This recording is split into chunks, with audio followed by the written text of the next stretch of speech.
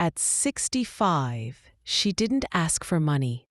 She only asked one question that broke everyone in the room. Am I still useful to you? Or am I just a burden now?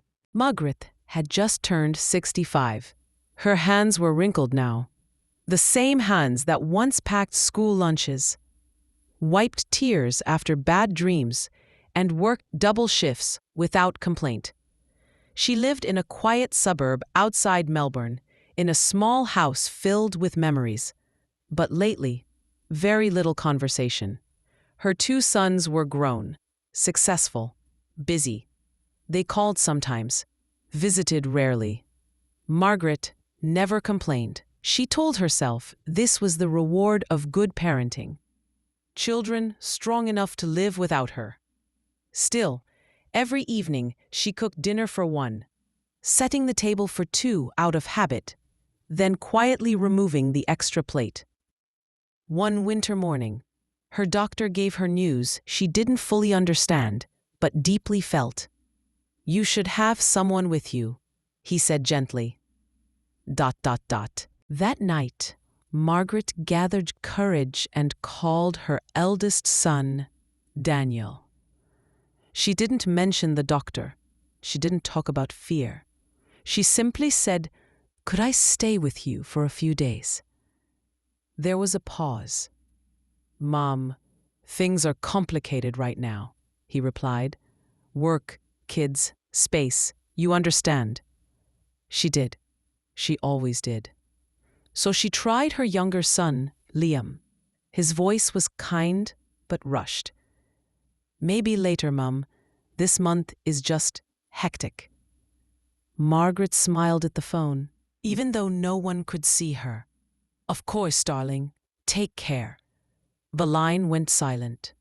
Days passed. Then weeks. Margaret began sorting her belongings, not to move, but to lighten the load she believed she had become. Old photo albums, children's drawings, birthday cards written in shaky handwriting. She kept only one box labeled, "Things Worth Remembering." One Sunday afternoon, there was a knock at her door. It was Daniel. He looked tired, nervous. "Mum," he said quietly, "I found your box." Margaret's heart sank. She hadn't meant for anyone to see it.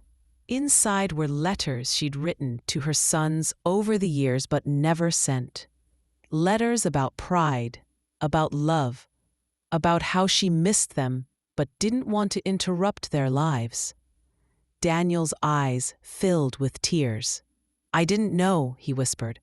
"I thought you were strong enough not to need us." Margaret touched his cheek. "I was strong because of you, not without you." That evening, the family sat together for the first time in years. Not to fix everything, not to promise forever, but to listen.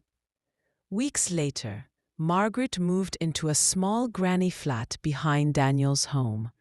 She helped with school pickups, shared stories, laughed again. She wasn't a burden. She was a foundation.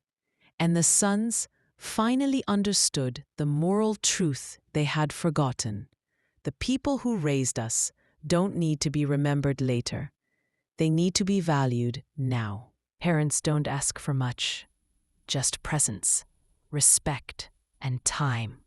Ignore them today, and tomorrow you may only have memories.